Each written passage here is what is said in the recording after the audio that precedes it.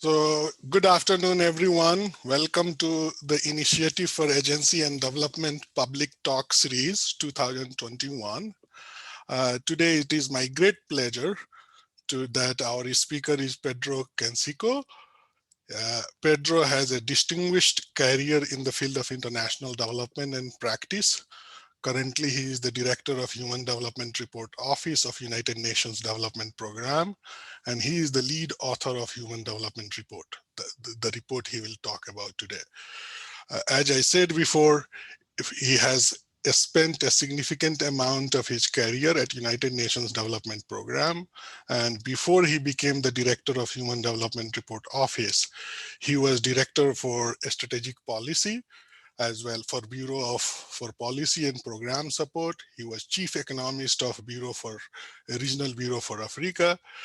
Before that, he was the Director of Office of Development Studies. His research work covers a broad range of issues in public economics and development economics. And I don't want to go and talk about all the list and embarrass him. And he has started his academic career post-PhD as an assistant professor at Technical University of Lisbon, Portugal. And from my perspective, many of you know, my area is development economics, and he has been one of the person I have always looked up to and the kind of work he has done in various capacities. Today, he will talk about Human Development Report. And I'm sure we will learn a lot about what it is, why it is so important. But just to give you a little bit of intellectual history and the context, Human Development Report was conceptualized by Mahbubul Haq, one of the finest development economists of 21st century, who was finance minister of Pakistan, but also who had a profound impact, the kind of things UNDP does today.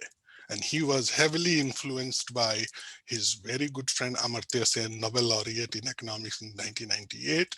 And Human Development Report was in part heavily inspired by Amartya Sen's work on capability approach. And since its first publication in 1990,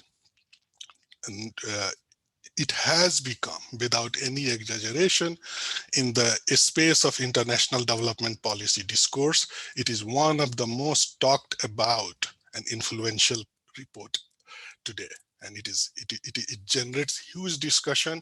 And from my point of view, it has been the most influential idea that has shaped international development policy.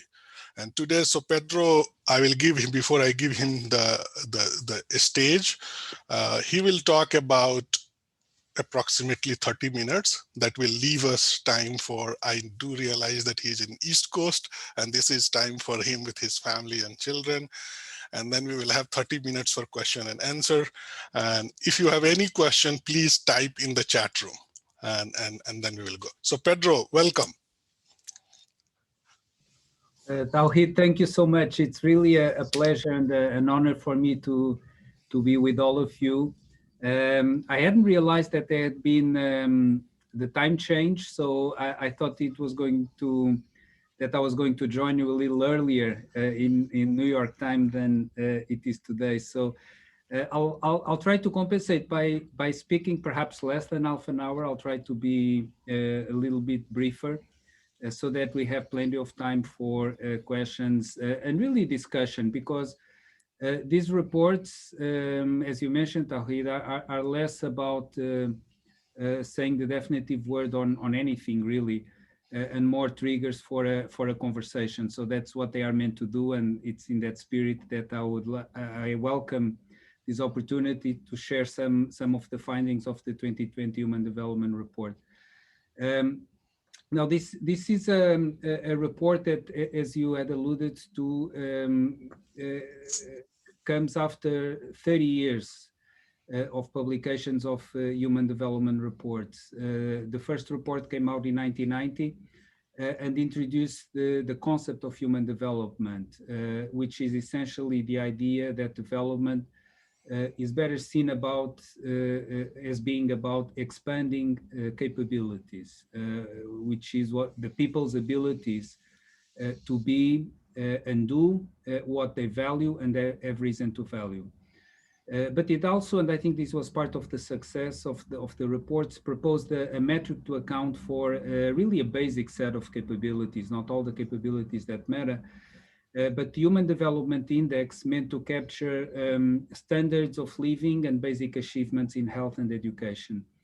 And if you have a chance, I would invite you to read the 2020 Human Development Report for nothing else, but for a very short one-page essay that Amartya Sen wrote, paying tribute to the visionary leadership of Mahbub ul-Haq in the formulation of the concept, and also the way in which he saw the introduction of the index with a political purpose, really, to call people's attention to this concept. And in that regard, I think it has been a remarkable success, because it's something that we've been publishing for the last 30 years. Now, it was a special report, or maybe I should say unique also, because it was produced amidst the suffering caused by the COVID-19 pandemic. And this made some demands on our time, being part of UNDP, responding to the demands of countries for support in the response to the pandemic. But I think it's relevant to note that we have now evidence that even though this has been a major shock to all of our lives, it has really not displaced concerns over climate change. There's a recent PNAS paper that rejects the thesis of a finite pool of worry, which was something that came out of after the last financial crisis, that suggested that when people face a major, in that case, economic and financial shock, they tend to neglect or pay less attention to climate change. Now, this doesn't seem to have happened in the case of COVID-19. And in fact, UNDP, over the course of last year, ran a huge survey covering millions of people. And the evidence is very clear that even though all of us were confronting COVID-19, concerns about climate change have not been displaced.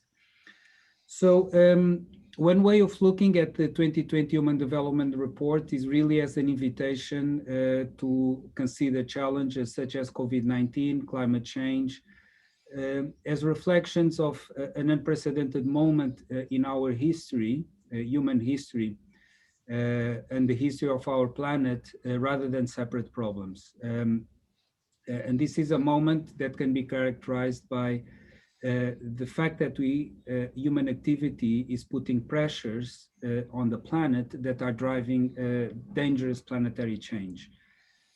Dangerous to us, to people, but also to much of all other life on the planet.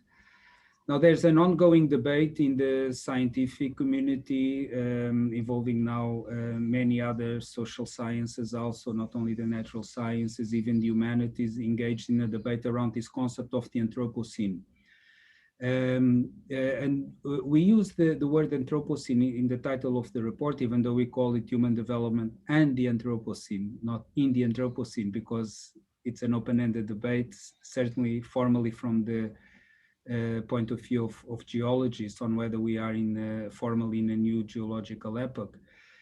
But we use it as an umbrella concept to characterize the fact that there seems to be an emergence of an unprecedented set of risks that are of our own making.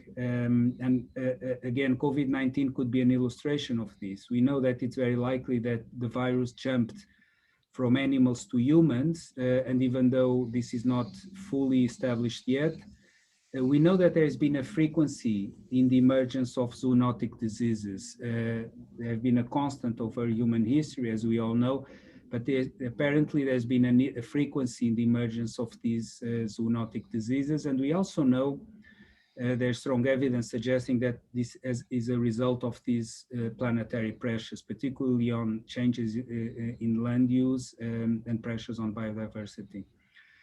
So the 2020 Human Development Report is not so much a report about sustainability or environmental concerns as such, but rather a report that attempts to reflect on this goal of expanding human development, which is the goal that animates all our work and all our reports.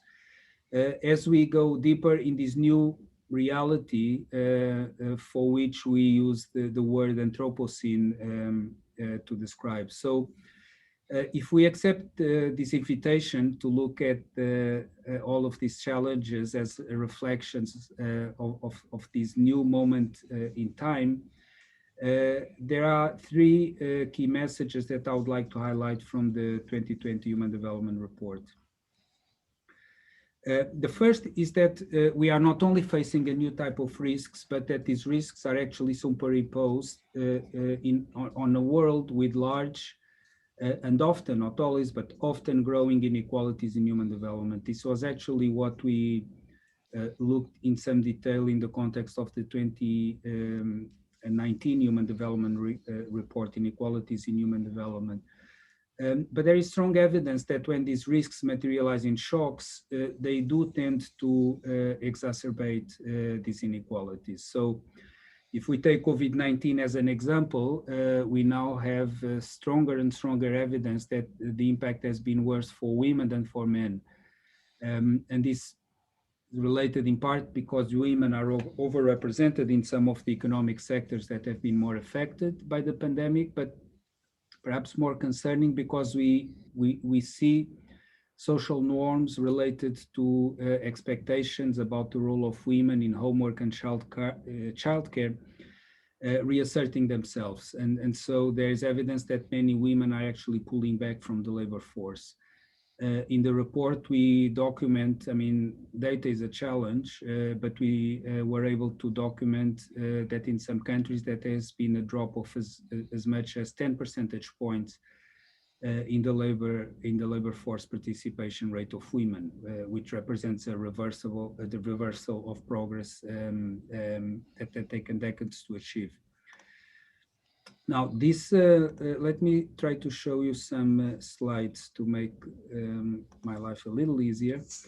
Now, the patterns all more generally, actually, as we see on this graph, countries that face more ecological threats, so droughts, floods, storms, are also those where gender inequality tends to be higher.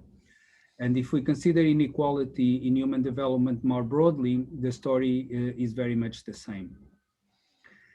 Now, inequalities are also linked to gaps in consumption and power. Some extract way more than others and pollute way more than others.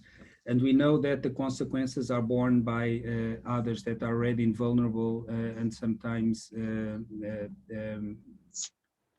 worse socioeconomic conditions. For instance, we report that by the end of this century, the countries with the highest level, lowest levels of human development, as measured by the Human Development Index on the left on this chart, could act and have contributed the least to climate change, could experience up to 100 days more of extreme temperature, while countries with very high levels of human development on the right-hand side, which have historically contributed the most, could actually experience 18 days less. But we also show that these 100 days could be cut in half, as shown by the blue lines here, if we do get close to meeting the aspirations of the Paris Agreement on climate change. So what happens going forward is not inevitable and depends on our choices. Sometimes we see the narrative around the issues that I'm discussing and that we discuss in the report as being driven by inevitabilities, as scenarios in which it is inevitable that we're going to confront some catastrophic outcomes. The risks are there, but the window still seems to be open. And this brings me to the second message. And I think this is very much along the lines of Tauhid's work, which is to emphasize that human development is not only about people's well-being, but it's also about seeing people as agents of change. People have agency. And so this calls for giving people conditions to make different choices. So one of the things we did in the report was to supplement the Human Development Index with a new index of planetary pressures that combines indicators of material footprint per person and carbon dioxide per capita. So if we plot the current values of these two indices for all countries, as you see in this graph, the blue dots, we show that the aspirational space of high human development and low planetary pressures is now empty. It is represented by that flashing green triangle on the right, bottom right-hand corner. And so this takes me to the final and third message, which is related to the ideas that the report lays out when it comes to mechanisms of change to enable and encourage people to make different choices. So we use this expression, mechanisms of change, in what one would expect to see perhaps recommendations, and we didn't structure them by groups, so recommendations for policymakers, private actors, civil society leaders, public at large. But we use this idea of mechanisms for change because we hope that different groups can see a scope for action as part of these mechanisms for change. So let me describe them briefly. The first has to do with the idea of harnessing social norms. I think often policy analysis is premised on the idea that each person makes decisions and rational calculations on how to behave in an isolated way. But we know that humans are an ultra-social species. And we know that the key predictor of people's behavior has to do actually what others around them do and expect them to do.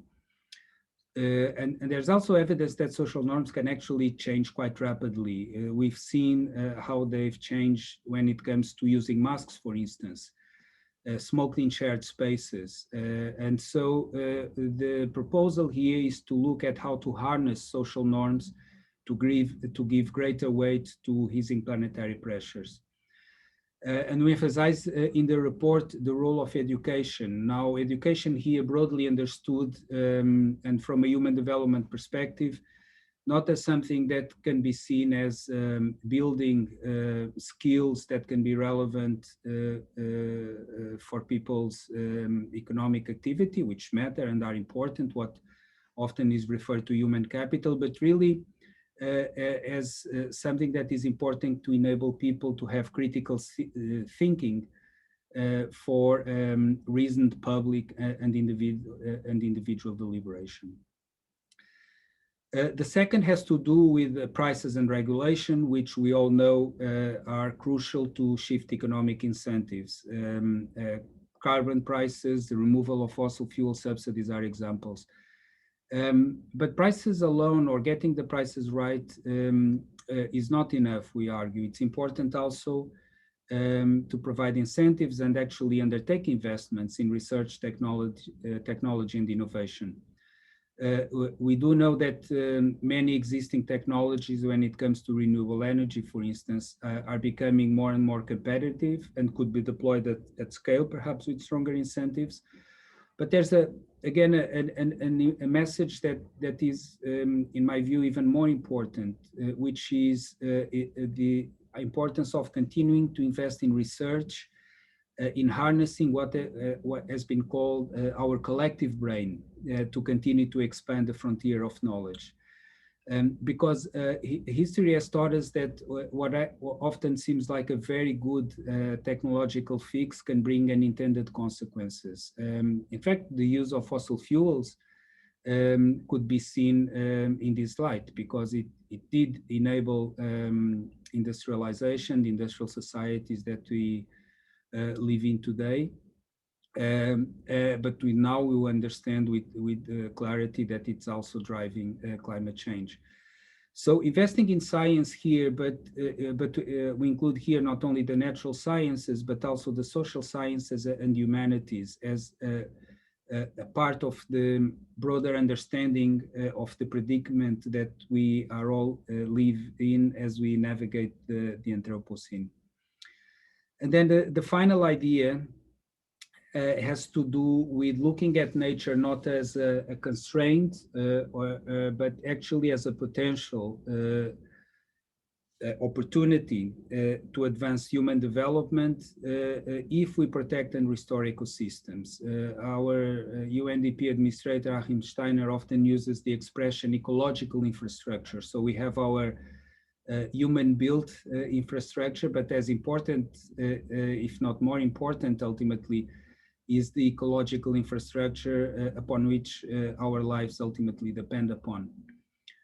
So this includes protecting and restoring forests, which provides for livelihoods for many, or investing in ecosystems in oceans around, which can promote what has been called the blue economy.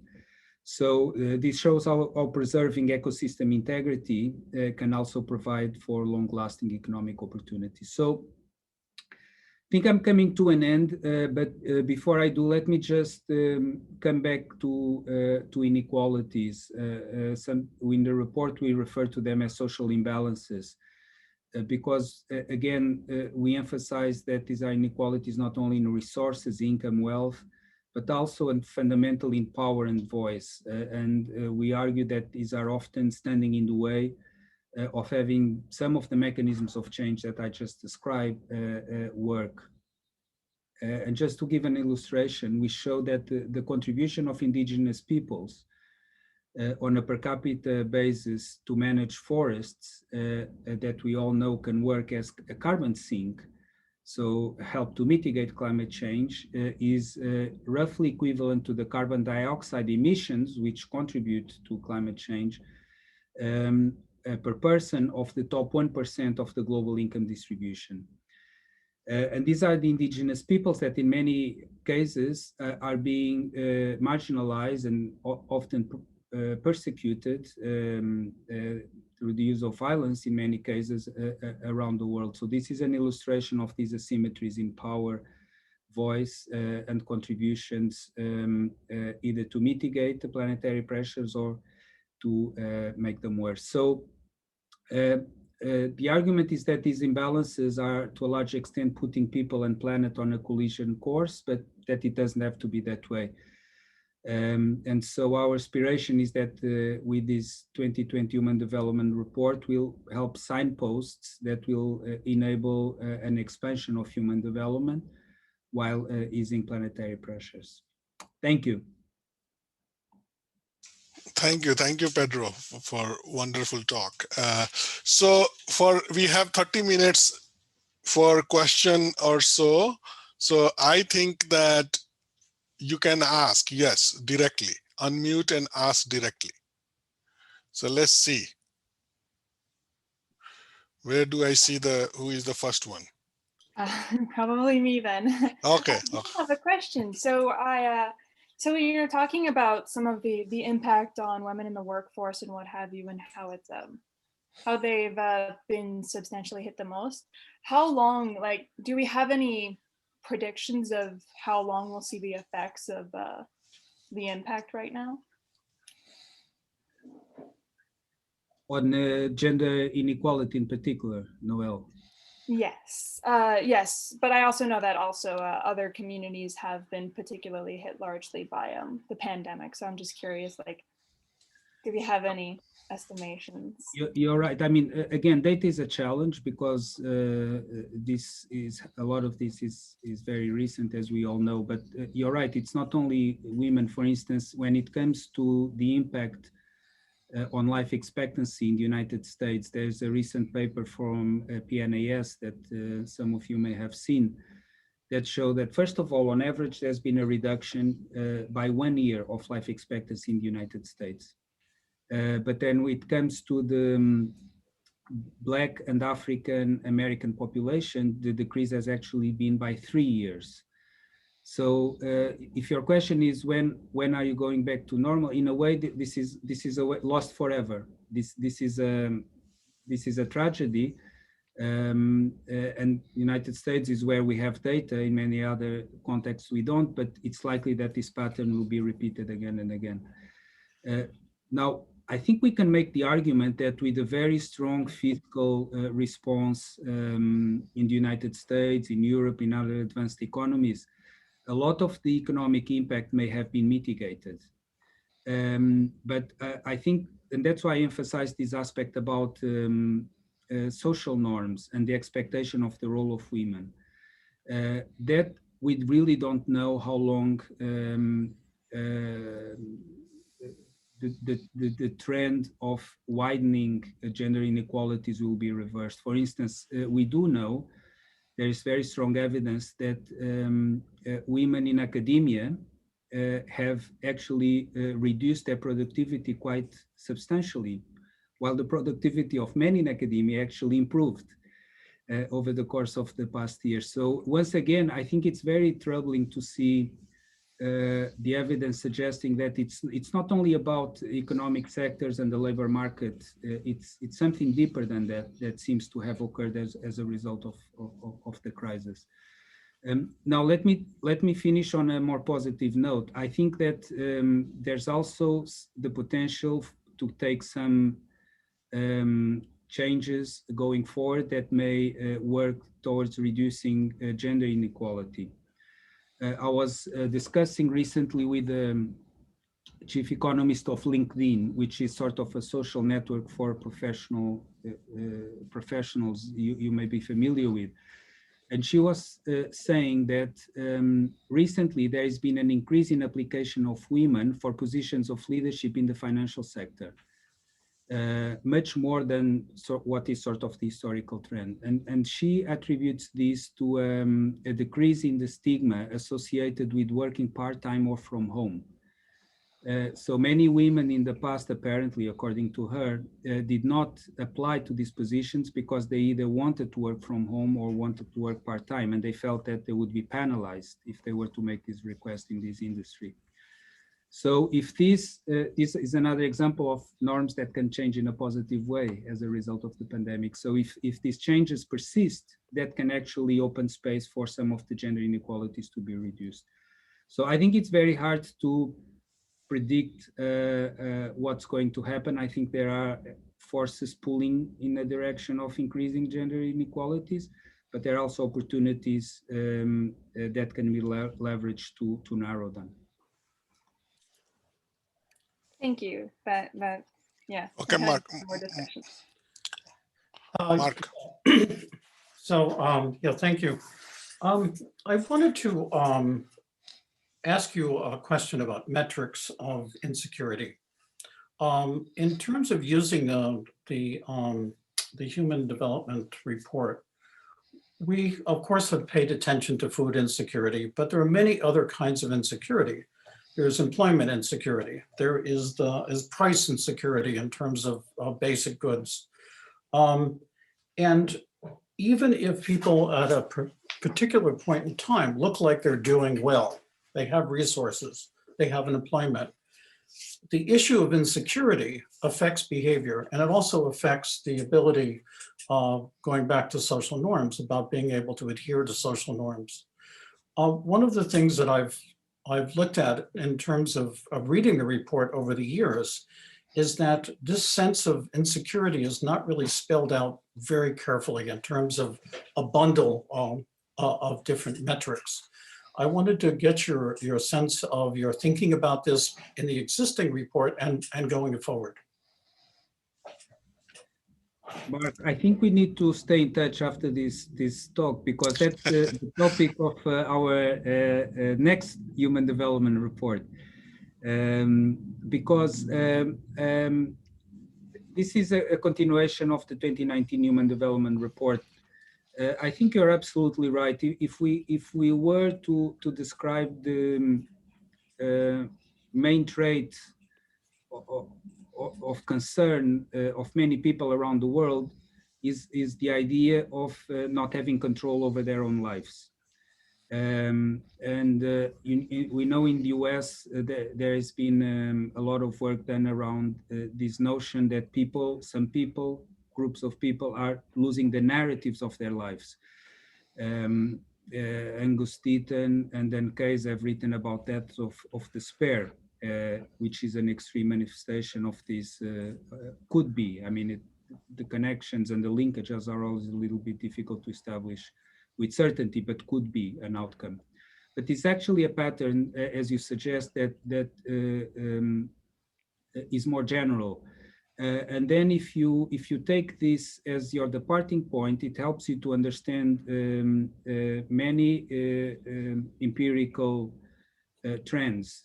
For instance, there has been an increase around the world for support for authoritarian leaders, either democratically elected or supported by their populations. So this is not a one country or one region kind of phenomenon, and political scientists have been looking into this. And some argue, and there might be some in the audience, so they'll correct me if I'm wrong, but some argue that when people feel insecure, less secure about their future, they tend to support leaders that they see as authoritarian, as opposed to supporting leaders that they would tend to choose in sort of normal times by their competence. Another thing that we know from social psychologists, and again, there might be some in the audience, is that people feel a need when they confront a world in which they understand and many things are happening to them, they feel a need to see agency in what's happening around them. So they are attracted to conspiracy theories. Now, social media exacerbates much of this, but this is not something new. You know, throughout human history, people have been attracted to conspiracy theories in context of major change. So this is sort of the terrain in which we want to go, very much along the lines that you suggest. And here I think that there are two types of uncertainty, if you will. There's an uncertainty related to the shocks that are happening.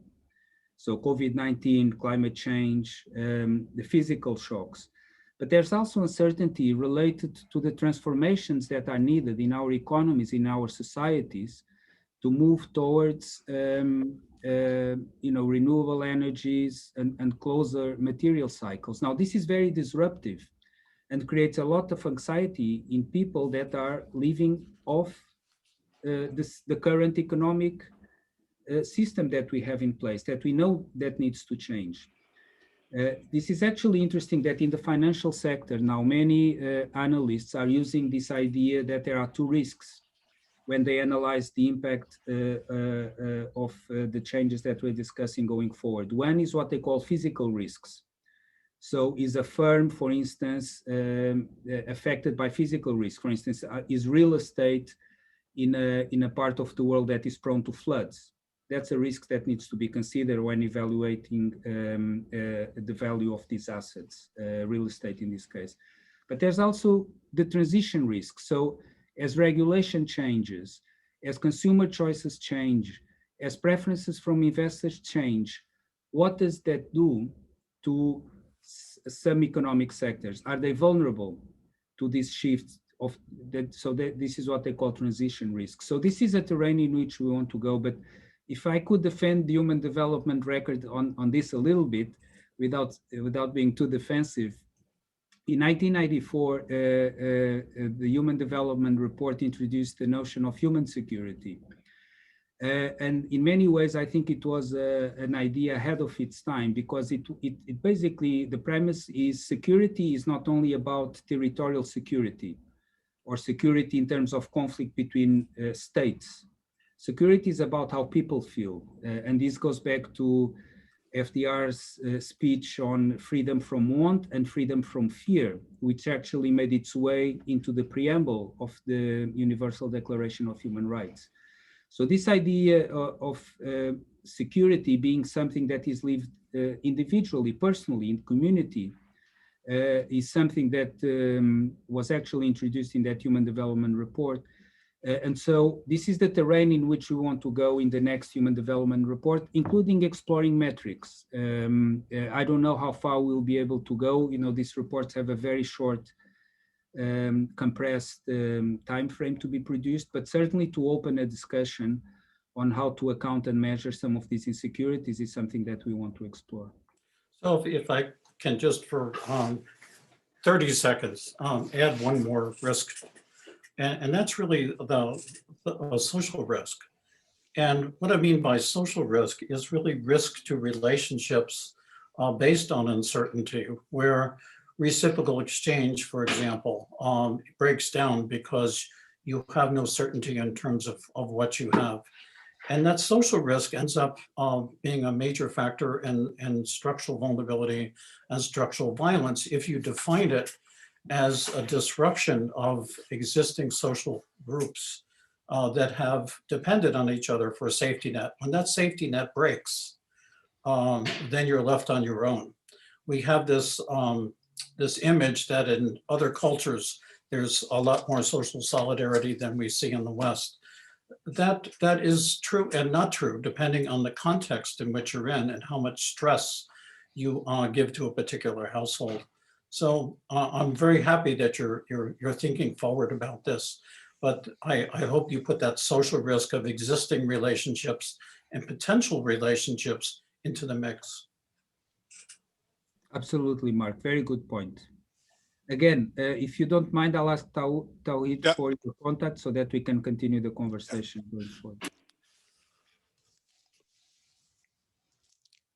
Next, who is next?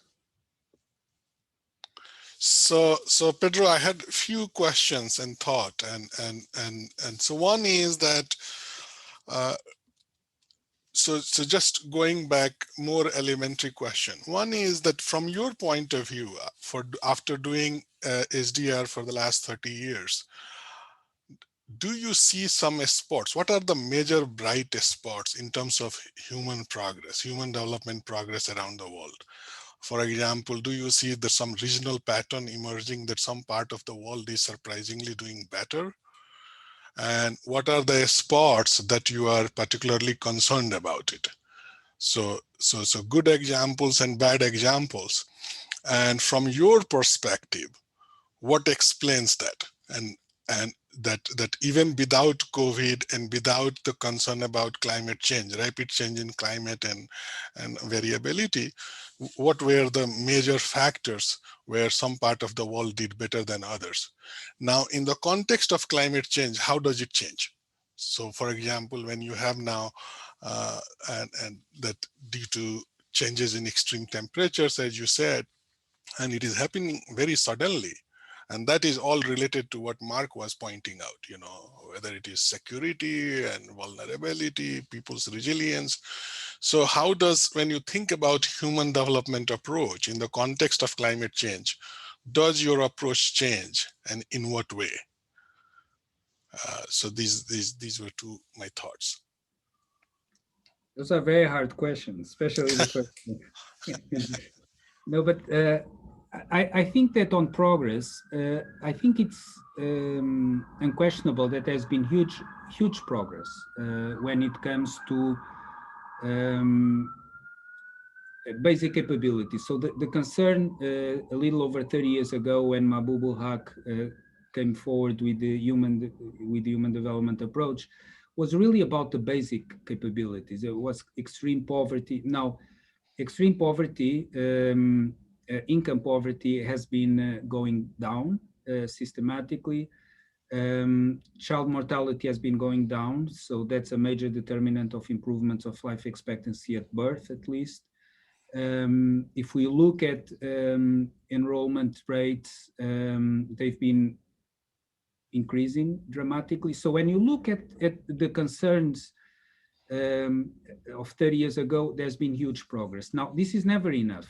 This is not enough. And that was the topic of the 2019 Human Development Report, is that, for instance, we should not look only at enrollment rates, which is what we integrate in the Human Development Index, school enrollment rates. We need to understand if kids are able to learn when they get out of school. And the evidence here is mixed, and in many cases not very encouraging. So I think that as we say in the 2019 Human Development Report, the goalposts are shifting, they are moving.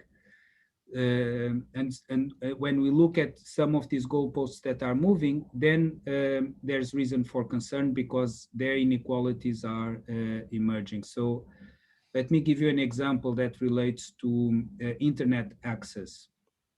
We said in the 2019 Human Development Report that this is an example of a capability that is becoming more and more important. And we were seen with some suspicion by many that said, well, you should really focus about health, education, extreme poverty.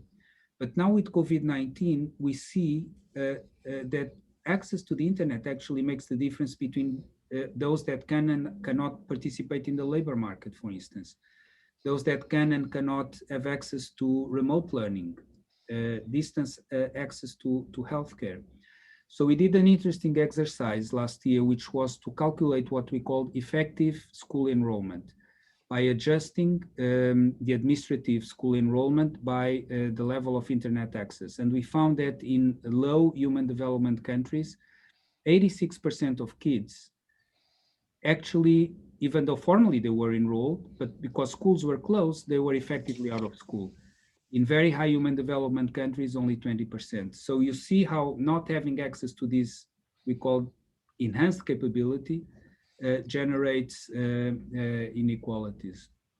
So in terms of differences across regions, I think that's a very complicated question that I don't want to go into, so I'll evade it if I can, because it would be a topic for a longer conversation.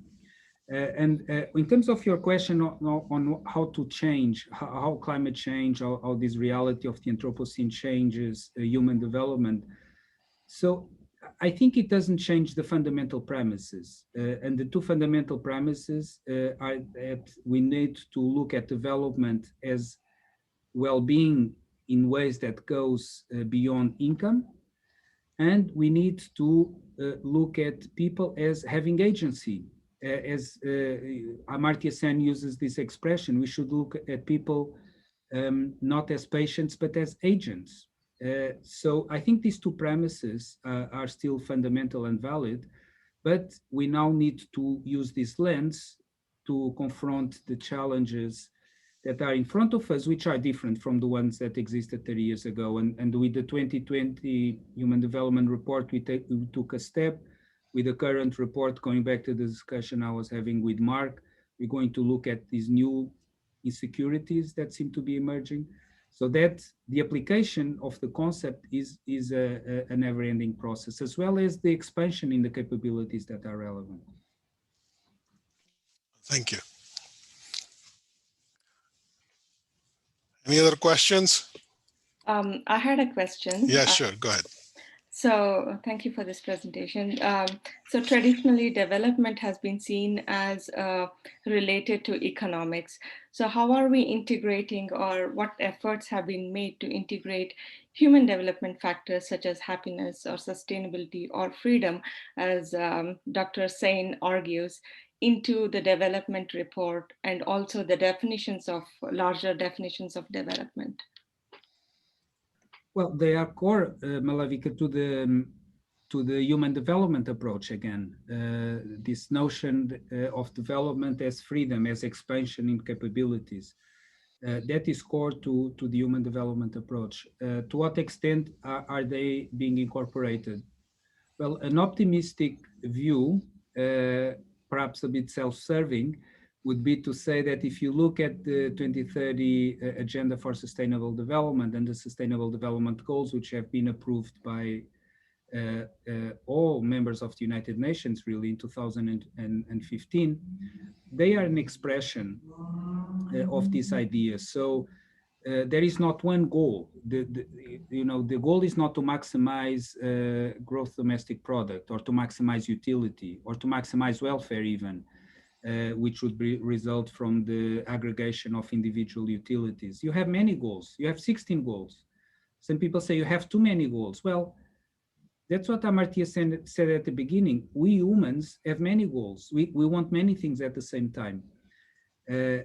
Human Development Index reflects the same idea. It's not only about income, it's about income, health, education. So I think that the discourse moved, and even if this is not explicitly acknowledged, again, it might be optimistic or self-serving, but I think that the discourse has changed quite a lot if we compare the concerns and the concerns and the aspirations of development today compared to those that existed, say, in the 1980s when the human development concept emerged, which was really focused on economic efficiency, getting economies to grow, getting prices right.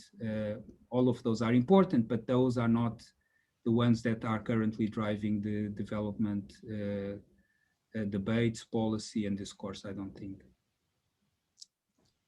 So one thing, Pedro, I had one question before others have.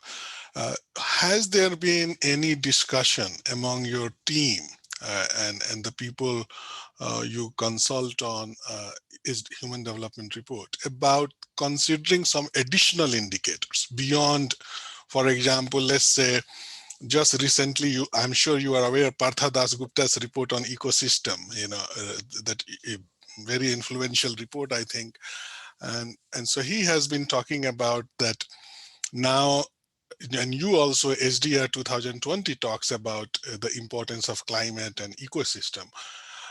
But has there any been discussion that if that is the case, that ecological infrastructure is so important, then do you incorporate it directly in your conceptualization of what constitutes to be human development progress and revise the SDI to reflect some of it, or just consider it as a supplementary factors?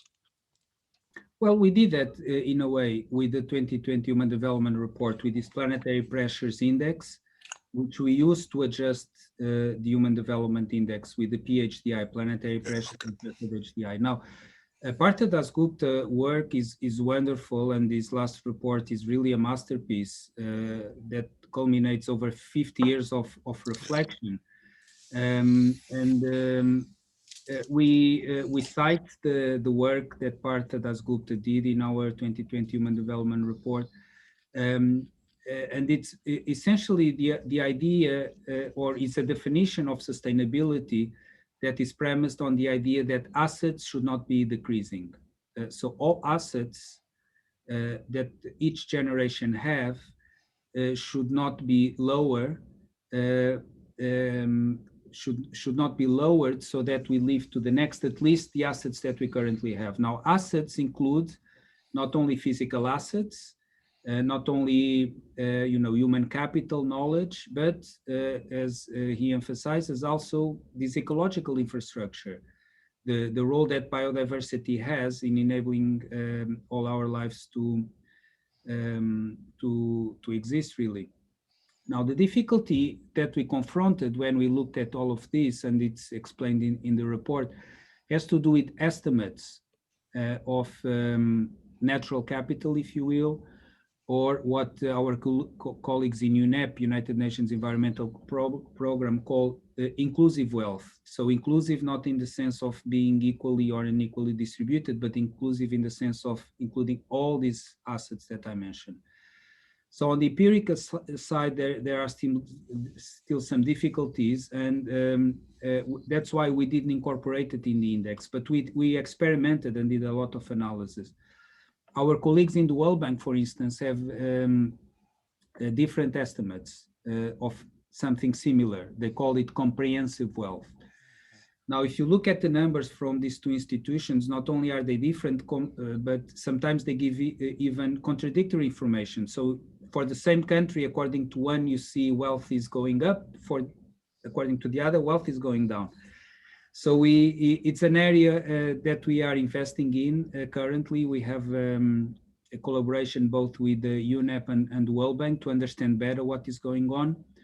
My own assessment as of now, but we're digging deeper into this, has to do with the prices. So when it comes to natural capital, it's essentially an estimate that is based on a quantity times a price. Now, this price is not the market price. We know market prices are completely wrong when it comes to valuing natural assets. So what price should be used? Conceptually, that's what Partha Dasgupta explains, is this idea of shadow price. And that's well understood and well established. But the empirical estimation is very complicated. So let me just give you an example. So if we look at the social cost of carbon, which is the marginal cost associated with an additional marginal emission of a greenhouse gas. This one would expect that's one in which there's a huge consensus around the world, and yet there is huge disparity in the range of values. So the Biden administration, if I'm not mistaken, has now proposed a price of $50 per ton of carbon. If you look at the literature, the estimates range from around 50 to 200, all the way to, in some cases, depending on the discount rate and other factors, to multiples of these numbers. So I think this is where the difficulty now is coming up with some sort of consensus around estimates of shadow prices of natural assets. But it doesn't mean that we should be paralyzed. And let me just mention another development that came from the UN, which is the integration in national accounts of sustainability and environment economic accounts. So this was something that was just been approved last month by the UN Statistical Commission, which I think is going to be a huge advance also in enabling us to make progress on this front. Yes, thank you. Anyone, next questions? Yeah, I have a question. Yeah, sure.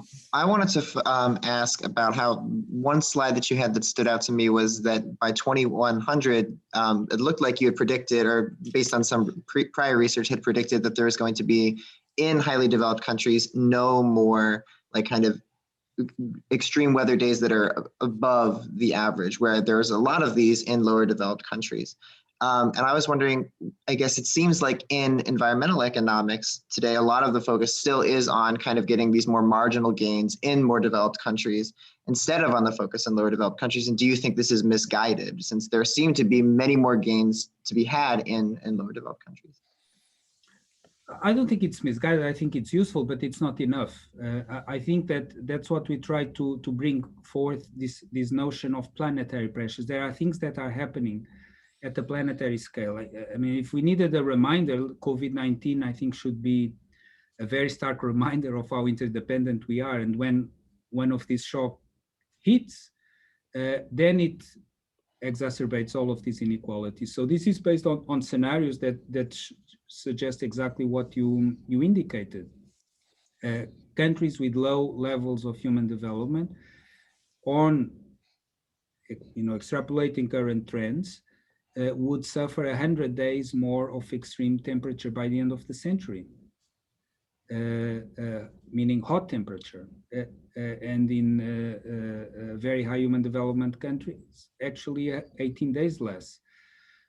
So again, this is not inevitable, but it calls attention to the inequalities that are associated in this case with climate change. But climate change, COVID-19, are, in our view, illustrations of manifestation of this broader challenge that we confront related to planetary pressures that we need to ease. So I do think that it's important to recalibrate the debate and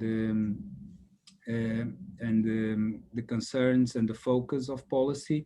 Not that we should be doing less of what you described initially, but that it needs to be complemented more with this global perspective as well.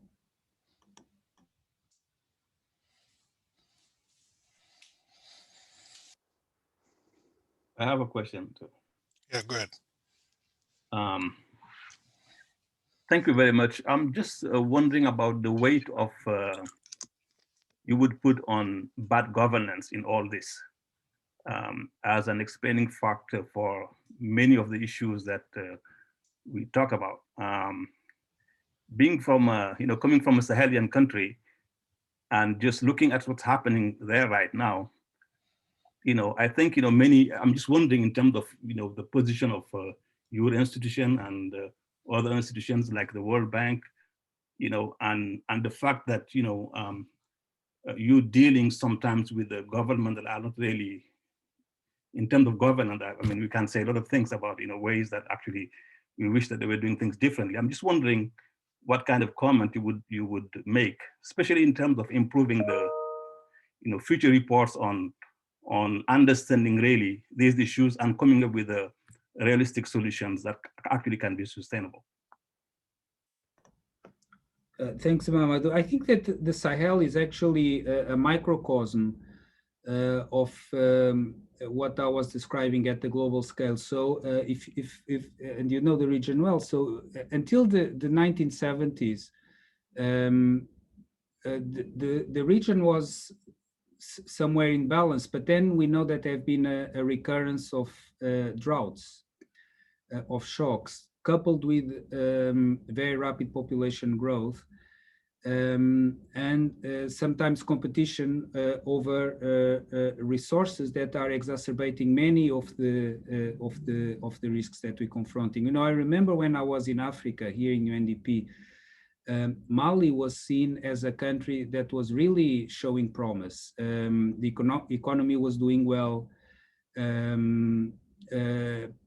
Agriculture productivity, which is a challenge in many parts of sub-Saharan Africa, was actually growing very rapidly, much more rapidly than what was happening in neighboring Niger, for instance. So I remember it was often seen as an example of a country that was on the right path. And then there was a shock, a political shock, a governance shock, as you mentioned. And the causes are complex. You know, Libya had collapsed, so it's very difficult to analyze these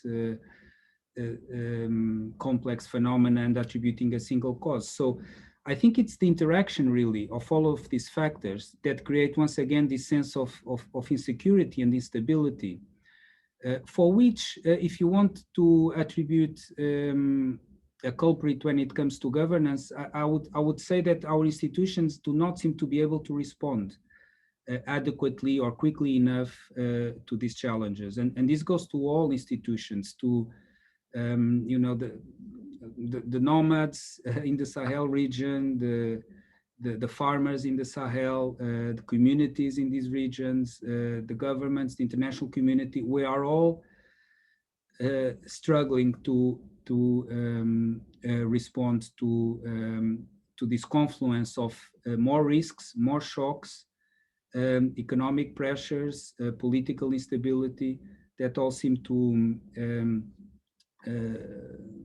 come together and create once again this context of instability. Thank you.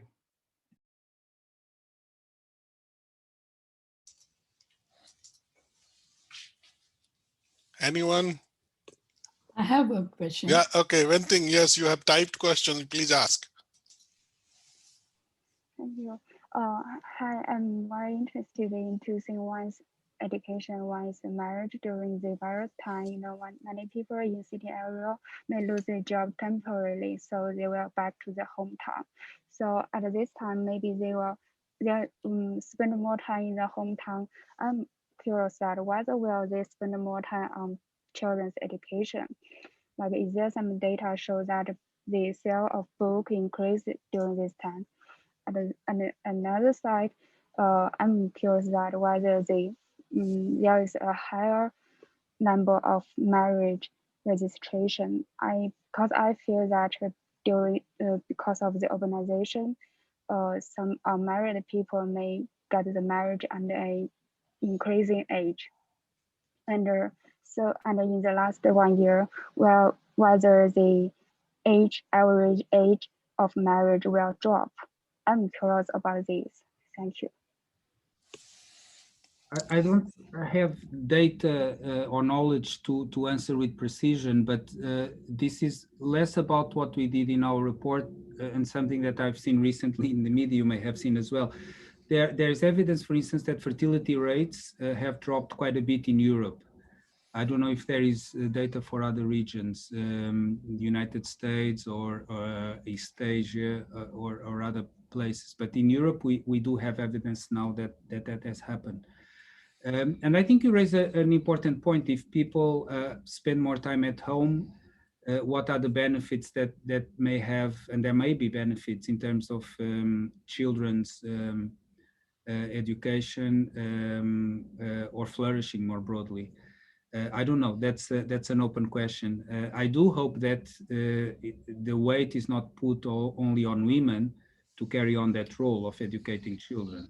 I think that would be very problematic and counterproductive, because it would exacerbate the gender inequalities and would reinforce these social norms that we've been speaking about. Thank you. So I think with this, it is too late for Pedro right now. It must be close to 7:30, 7:40 in New York. Yes. And so thank you, Pedro, for wonderful talk. And I am sure that, and optimistic, not sure, because I have not talked to him yet, that he will be hopefully back in person for 2001 report. And then we will have in-person discussion on Human Development Report on 2021. And so this has been, we could not have asked for a better first public IfAD public talk, 2001. As many of you know, that we have a series of new speakers. On 19th, we have Rabah Arechki, Chief Economist of African Development Bank Group, and then followed by that on 30th April, we have the Ken Komich, the Chief of Analytics at Global Innovation Fund. Then again, in May, we have Mark Sundberg, Chief Economist of Millennium Challenge Corporation. So we have a series of these talks, and I'm very happy that Pedro was able to find. I'm sure he's every day, I'm following his Twitter and UNDP, he's going from one place to another, and I'm sure he has a talk tomorrow. So thank you, Pedro, and thank you for giving us time and something to think about it. I strongly recommend, especially my students here, to read Human Development Report 2020. It must be a must read. And we will be looking forward to next report. So thank you, Pedro. Good night. Thank you. Thank you, everyone. It was a pleasure. Thank you. Bye. You.